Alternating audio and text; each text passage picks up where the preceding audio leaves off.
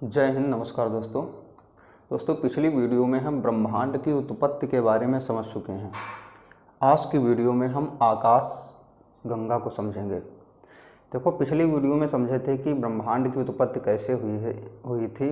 बताए थे कि अनंत काल में एक बिंदु था, उस बिंदु में अत्यधिक गुरुत्वाकर्षण शक्ति थी, जिसके कारण उसमें आसपास की वस्तुएं संघनित होती चली गई और एक समय ऐसा आया कि उसमें ब्रह्मांडीय विस्फोट हो गया, जिसे बिग बैंग थ्योरी कहते हैं। जिससे उस ब्रह्मांडीय विस्फोट के कारण उसमें जो वस्तुएं चिपकी हुई थी वो तारे धूलकण के रूप में आसपास घूमने लगी, और जो वस्तुएं वो आसपास घूमने लगी, जब उस बिंदु में अत्यधिक गुरुत्वाकर्षण शक्ति थी तो उन जो आसपास की वस्तुएं घूमने लगी, जैसे आकाशगंगाएं, ये तारे, धूलकण, उनमें भी गुरुत्वाकर्षण शक्ति थी। तो उसी में देखो, जो तारे जो हैं, जो आसपास जो वस्तुएं घूमने लगी, तो उनमें तारे, धूलकण वगैरह जो थे, तो वही तारे जो हैं, तारों के सम्मिलित स्वरूप को, जो आसपास वस्तुएं घूमने लगी उनमें जो तारे हैं, तारों के सम्मिलित स्वरूप को ही आकाशगंगा कहते हैं। तो वही देखो, यहाँ समझते हैं। देखो, आकाशगंगा क्या है? एक तारों का एक विशाल झुंड है। तारों का एक विशाल झुंड है। कहने का मतलब बताए थे कि ब्रह्मांड में लगभग 100 अरब आकाशगंगाएं हैं और प्रत्येक आकाशगंगा में लगभग 100 अरब तारे हैं। तो वही जो तारे हैं तो वो एक समान ब्रह्मांड में बिखरे हुए नहीं हैं, वो झुंडों में हैं। तो वही जो झुंडों में हैं, इस तरीके से बिखरे हुए जो हैं, तो उन्हीं को आकाशगंगा कहते हैं। और जो हमारी आकाशगंगा है तो उसमें लगभग 98% तारे हैं और शेष 2% में गैस, धूलकण, हाइड्रॉन आदि उपस्थित हैं। और जो हमारी आकाशगंगाएं हैं तो उनका आकार एक समान नहीं है। वो 3 कैटेगरी में आकाशगंगाएं आती हैं। एक तो अंडाकार आकाशगंगाएं हैं, जिनमें अधिकांश पुराने तारे होते हैं। इनमें नए तारों का जन्म नहीं होता है। ये लगभग जितनी भी आकाशगंगाएं हैं उसका 2/3 भाग बनाती हैं। दूसरी कैटेगरी में सर्पिलाकार आकाशगंगा है। इस सर्पिलाकार आकाशगंगा में हमारी आकाशगंगा जो दुग्ध मेखला है, मिल्की वे, ये उपस्थित है। और तीसरी कैटेगरी है अनियमित आकार, इरेगुलर। इसमें सभी आकाशगंगाओं का, जितनी भी आकाशगंगाएं हैं, उसका 10वां भाग ही है। इसमें अक्सर नए तारों का जन्म होता है, पुराने तारे इसमें नहीं होते हैं। देखो, हमारी जो आकाशगंगा है, ये इसका व्यास लगभग 1 लाख प्रकाश वर्ष है।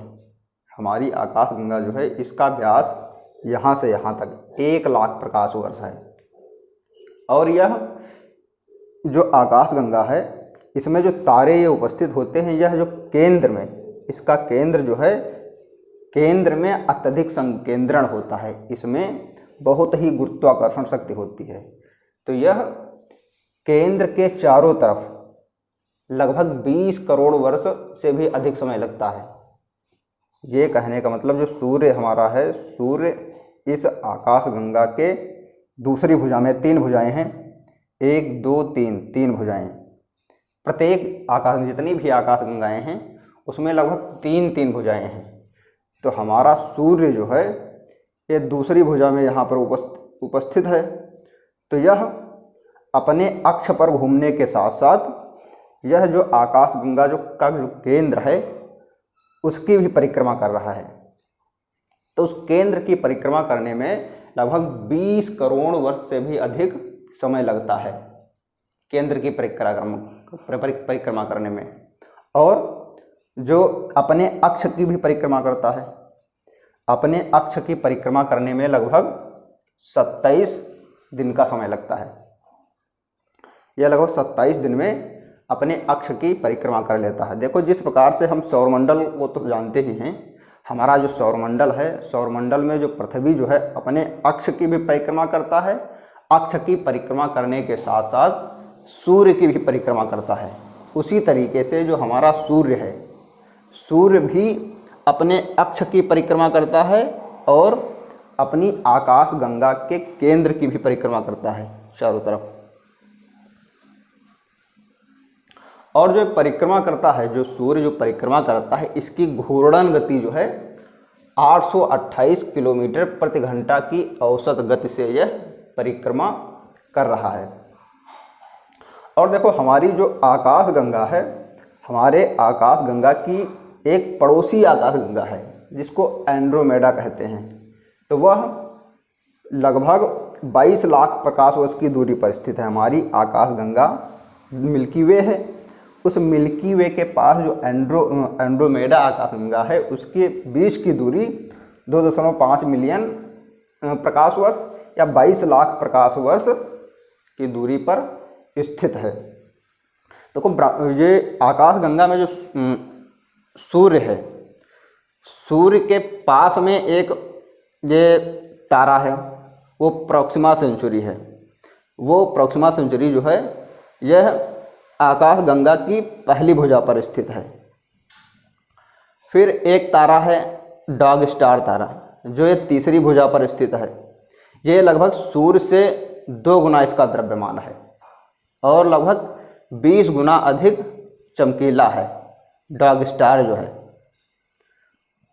और जो पृथ्वी, ये आकाश गंगा की पहली भुजा जो है, जो बीच में तारों का संकेंद्रण बहुत ही अधिक है। इसका कारण क्या है? इसमें जो बल्ज है, ब्लैक होल है, इसमें अत्यधिक गुरुत्वाकर्षण शक्ति है, बहुत ही गुरुत्वाकर्षण शक्ति है। यह इसके पास कोई भी वस्तु जाती है या प्रकाश जाता है तो वापस नहीं आ पाता है, इसमें इतनी गुरुत्वाकर्षण शक्ति है। यह सब चीज़ों को अपने में समाहित कर लेता है ब्लैक होल।